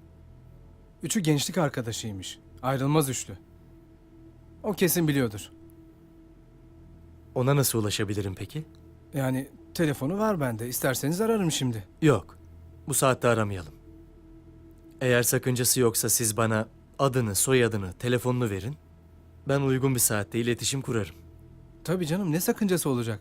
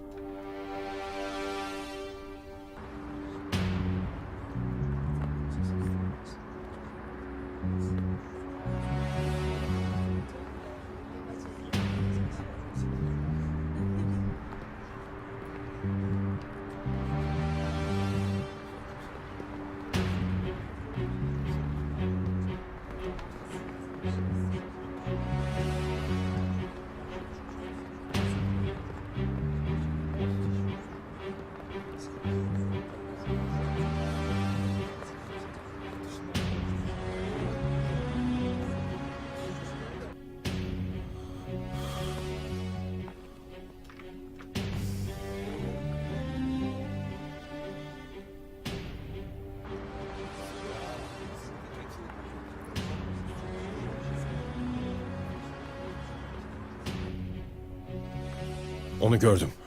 İşte şu.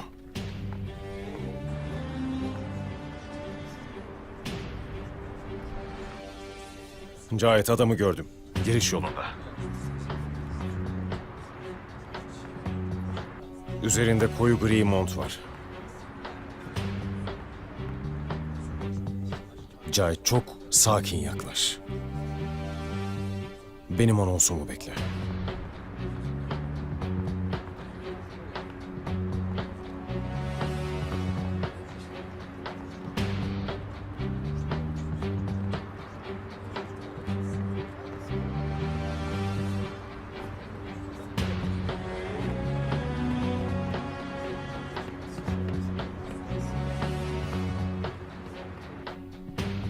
Nereye kayboldu?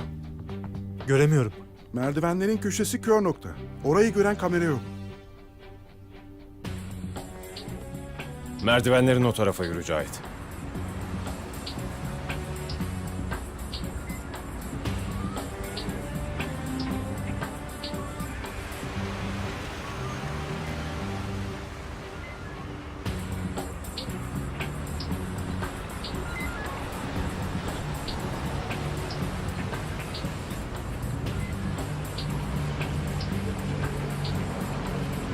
İyi geceler. Kimliklerinizi görebilir miyim?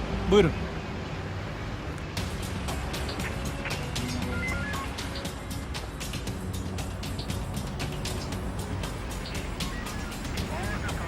...56-13-43-66-640. Tamam. Teşekkür ederim. Devam edebilirsiniz. Buyurun.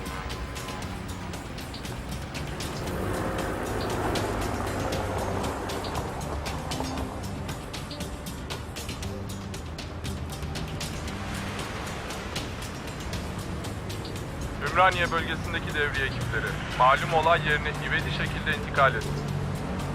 2360 merkez anlaşıldı, tamam.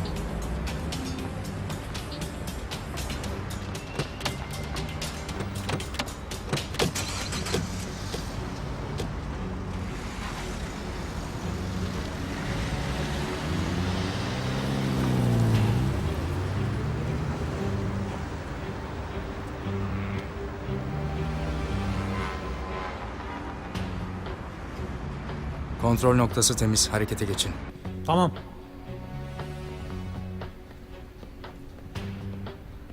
Gidiyoruz.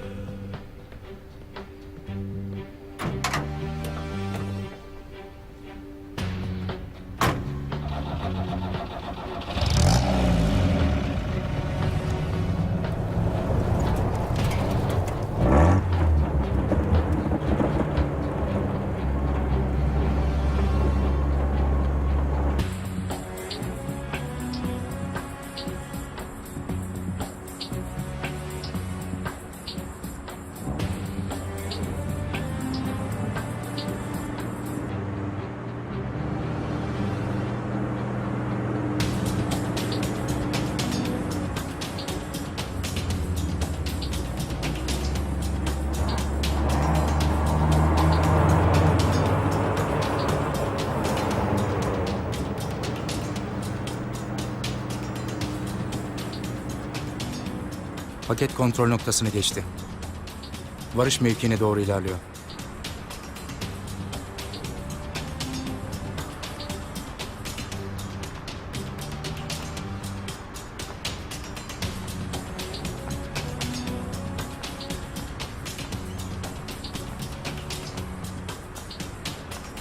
Efendim, nakliye aracı sorunsuz bir şekilde hedefe ulaşmış.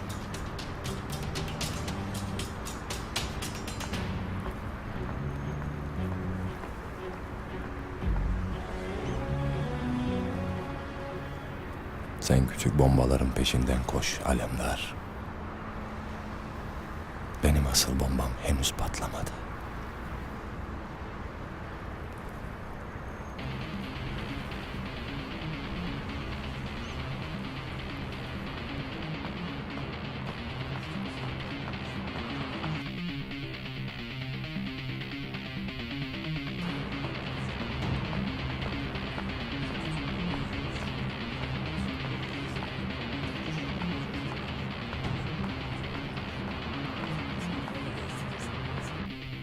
Cahit binanın önünde.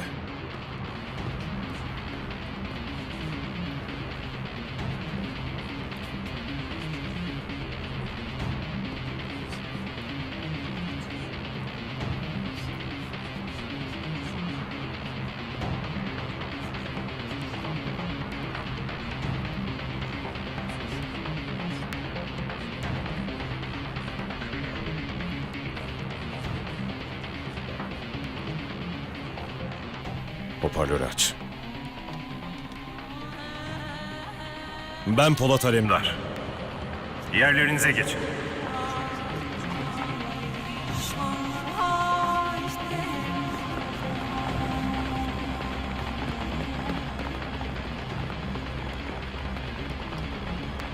Seni kurtarmak istiyoruz. Sakince söylediklerimi yap. Bana sakın yaklaşmayın.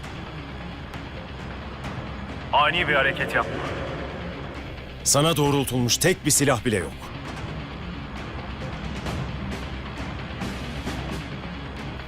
Sen bombayı patlatmazsan kimse sana zarar vermeyecek. Ben yolumdan dönmem.